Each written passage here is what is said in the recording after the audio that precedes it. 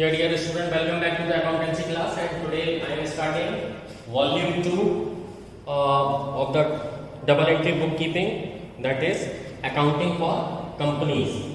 And today I am starting chapter 8, that is accounting for share capital. Clear? So before entering into the numerical part, first we are going to study the theory part of company account. Clear?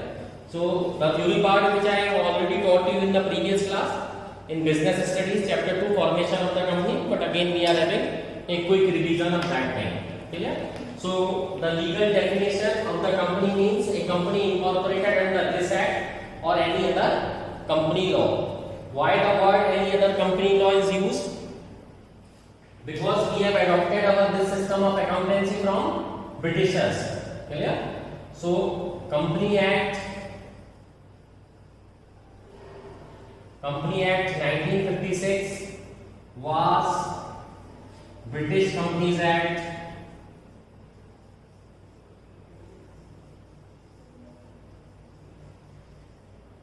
British Companies Act 1856.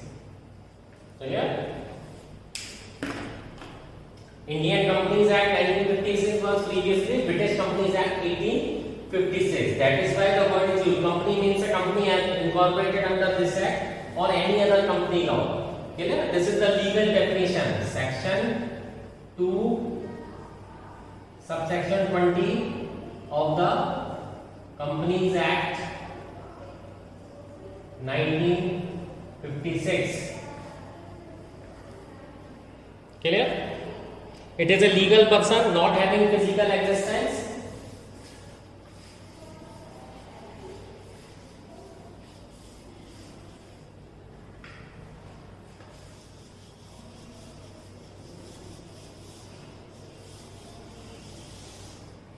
It is a legal person not having physical existence. It is a separate legal entity. That is an artificial person separate from its members or shareholders. It normally has a share capital divided into the units called shares. The owner which are known as the members or shareholder of the company.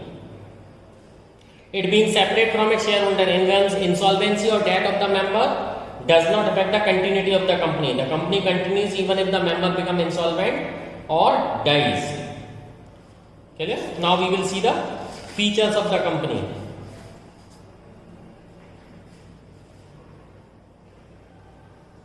Features of a company. So number one, it's an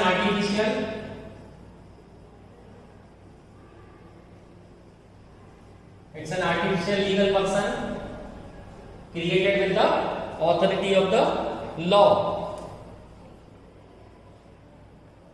Okay? So either under the present company law or from the any other company law in force. That was the British Companies Act 1856. Okay? It has separate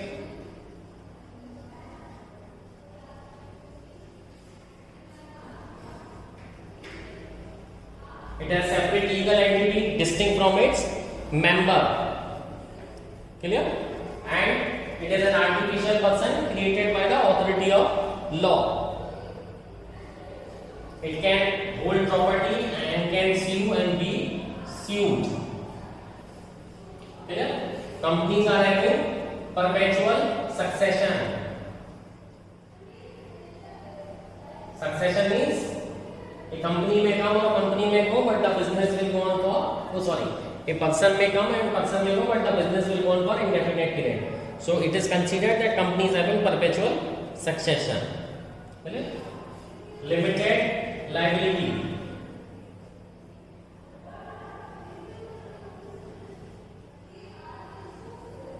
Limited liability means the liability of the members is limited to the extent of capital subscribed by them. Beyond that, nobody will ask. The personal assets of the shareholder is not be liable for the liabilities of the company. Clear? Next is transferability of shares.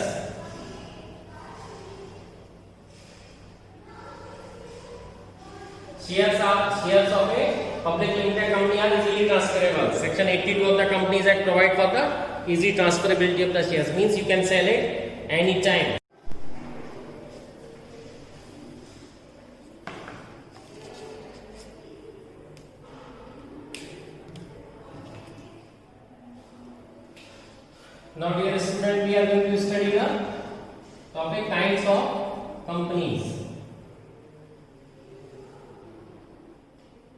So first it is one person company.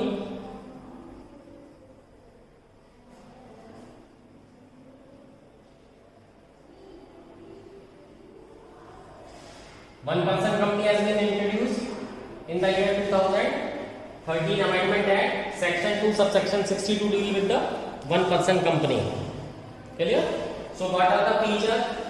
Only an Indian citizen resident of the India can form a one person company and can become nominee of only one such company. It cannot be formed for charitable purposes. It cannot carry out non-banking financial investment activities including investment in securities or any body corporate. It paid up share capital. Its paid up share capital shall not be more than rupees 50 lakh.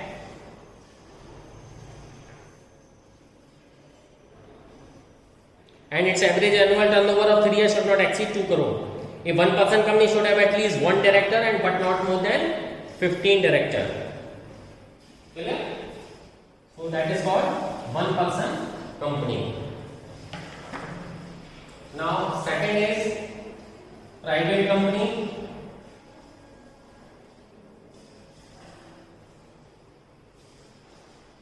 A private company is a company which is not public limited company. It restricts the right to transfer its share and shares are not going to be subscribed to the public. Capital is generally arranged by the privately by 2 or 3%. Clear? And in the end, they will use the word private limited. Section 2, subsection 68 of the Companies Act deal with the private company.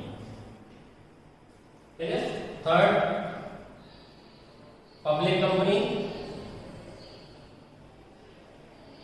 So public company is a company which is not a private company, has a minimum capital of capital as may be prescribed, and is a maybe a private company being subsidiary of a company which is not private company. Section 2, subsection 71 deals with the public limited company. A public limited company must have at least 7 members and there is no restriction on the maximum number of members. Clear? The name of the company ends with the word limited. A public company can raise its capital by issue of shares to the public for subscription and provides for the easy transferability of the shares. Section 82.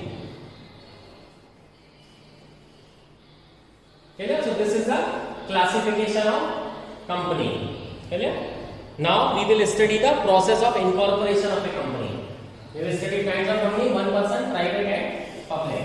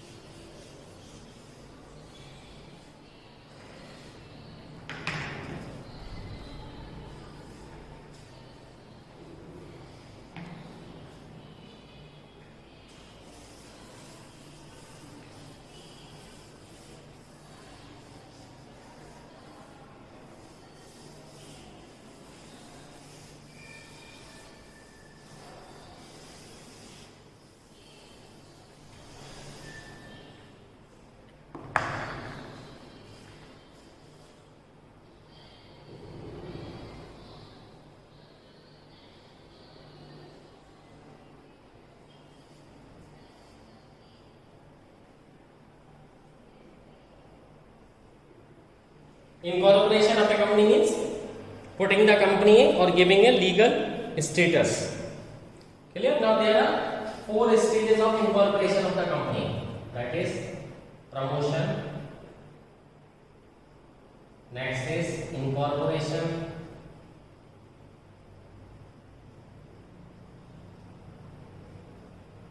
Promotion, incorporation. Then capital subscription.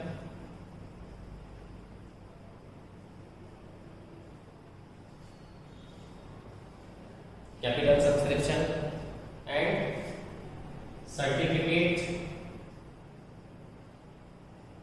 of commencement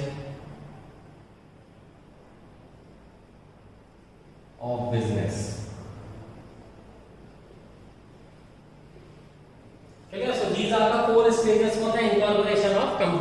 putting a company into a legal format. So promotion means a person who promotes a company. It's maybe a single person or a group of the person who got the idea, who conceived the idea and think of promoting it. So it is the first stage of the company, that is called promotion. Clear? Second is incorporation or registration of the company. Incorporation or registration. A company is incorporated following the procedure prescribed in Companies Act 2013. The promoters, after getting the name proposed by the company approved from the registrar of the company, submit memorandum of association, article of association, consent of the first director to act as a director, and a declaration that the requirement of the Companies Act have been complied with it. The registrar of the company thereafter issued the certificate of incorporation of the company. And when the registrar satisfied that all the legal formalities have been complied with it, it issues the certificate of incorporation of the company. Now see student, out of this 4 steps, a private company can immediately start its operation after this step. Clear? Private company can immediately start because they are not subscribing their capital from the public. But in case of a public limited company, 2 more steps are required. Because when they are going for the subscription of their capital from the public, then they will go for the issue of the advertisement and calling the money from public. So they have to go for the capital subscription. Clear? When all the formalities of the capital subscription have been complied with it, they are going to inform this thing to the registrar of the company. Afterward, registrar of the company will issue a certificate of commencement of the business, and afterwards, a public limited company can start its shares or business. So company has to obtain certificate of commencement of the business within 180 days of the incorporation. A company has to submit a declaration to that effect that every subscriber to the memorandum has paid the value of shares agrees to be taken by him. Now the document issued by the company. So in order for the capital subscription, a company issue a document that is called prospectus. Prospectus containing the detailed information about the company, the object for which they are calling the share capital from the public. These all detail will be written in prospectus. Prospectus is just like an information brochure. Now after 12 you will take admission at the different colleges and institutes, definitely you are going to buy the document called prospectus. It gives you detailed information about the institute. Prospectus means any document described or issued as a prospectus and includes a new red herring prospectus or shell prospectus or any notice, circular, advertisement or other document inviting offers from the public or for the subscription or purchase of any security of a body corporate. That is under section 2 subsection 70 of the Companies Act 2013. So after going for the capital subscription, there is one more term, that thing is called minimum subscription.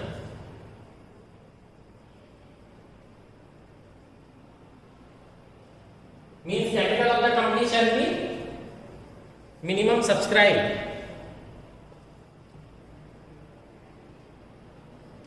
As per section 39 subsection 1 of Companies Act, minimum subscription is the amount stated in the prospectus that must be subscribed and an amount payable on application for the amount stated as minimum subscription have been paid to and received by the company by check or any other instrument.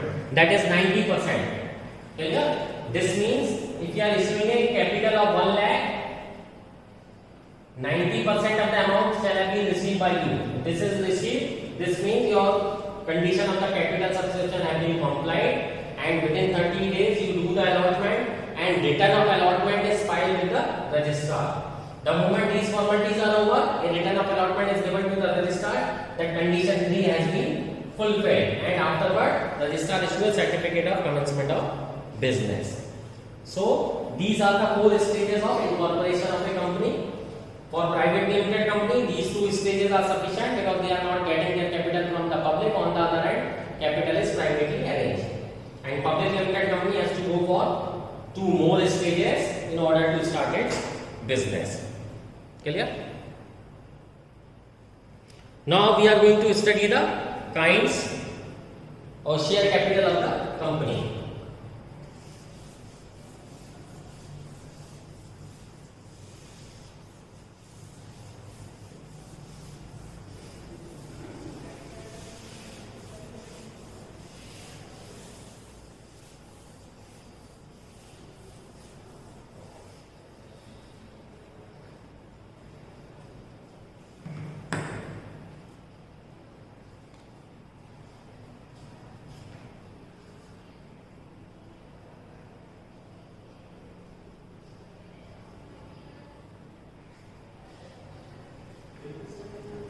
So share capital means the amount that a company may receive toward the share capital from the issue of the shares, both equity and preference. Share is a unit in which the capital of the company is divided. Each share has its nominal face value. Holders of these shareholder are called the shareholder or member of the company. Clear?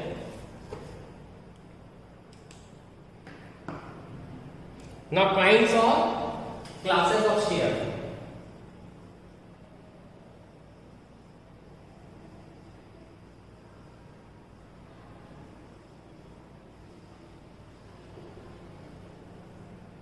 Kinds or classes of share. So according to the section 43 of the Companies Act, share capital is broadly classified. According to section 43 of Companies Act, share capital is broadly classified into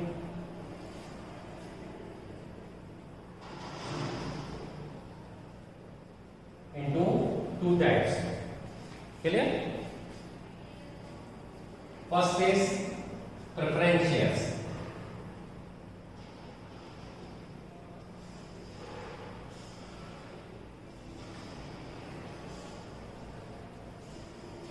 Preference shares are the share which carry two preferential rights.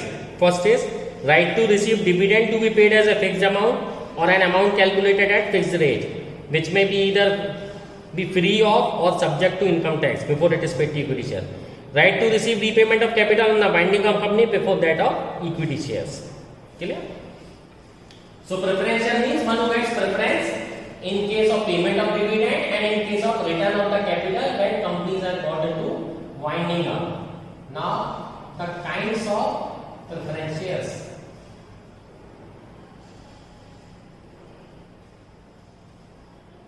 Kinds of preference share. So first is case 1.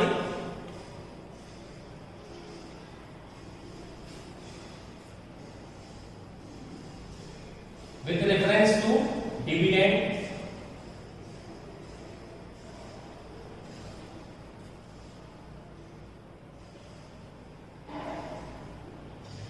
so with reference to the dividend it is cumulative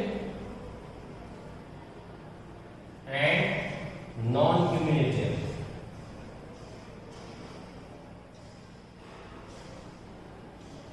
So last year we have studied the cumulative frequency in statics for economics.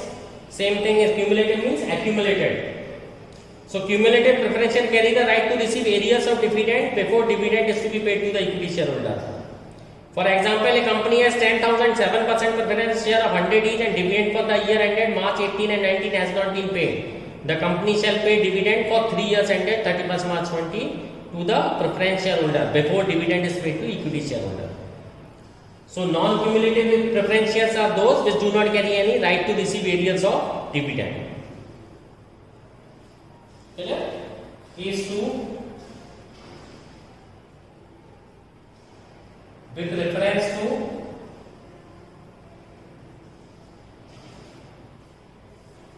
participation,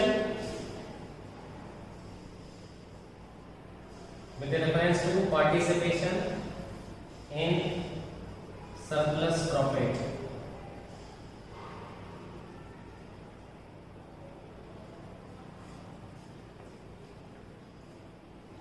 Participating preference share and non-participating preference shares.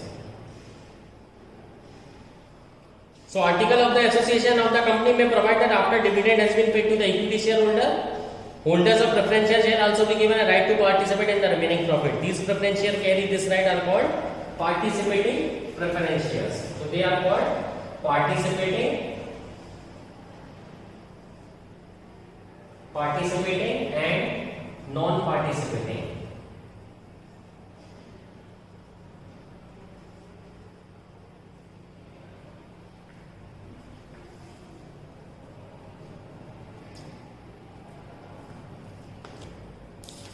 Now see case 3 with reference to the convertibility.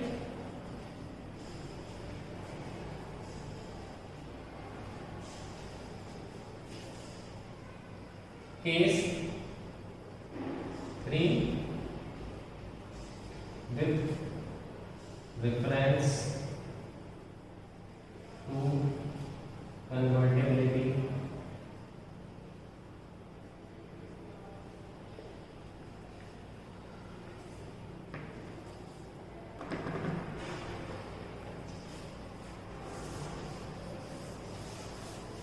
So with reference to the convertibility we have convertible preference shares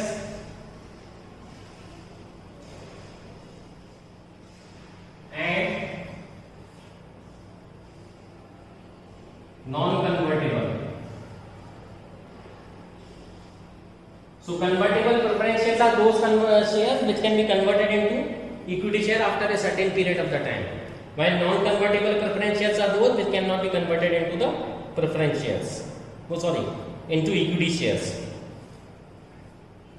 Okay, next and last case 4, with reference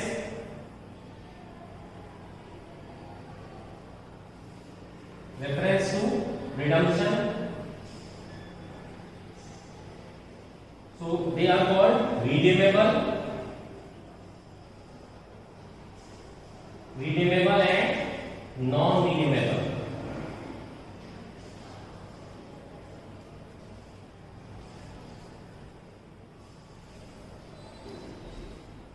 So redeemable preference shares are those which are redeemed by the company, means amount is paid back to the shareholder at the time specified there, not exceeding 20 years from the date of issue.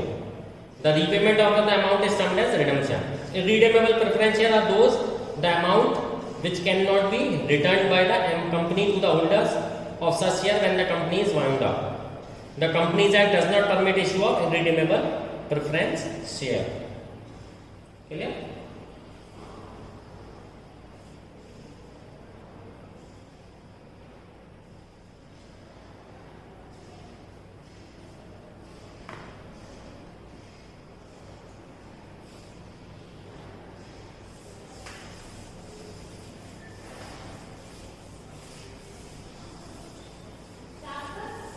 Next is equity shares.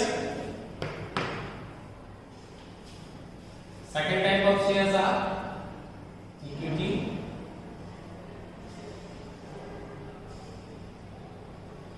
So equity shares are those shares which are not preference share.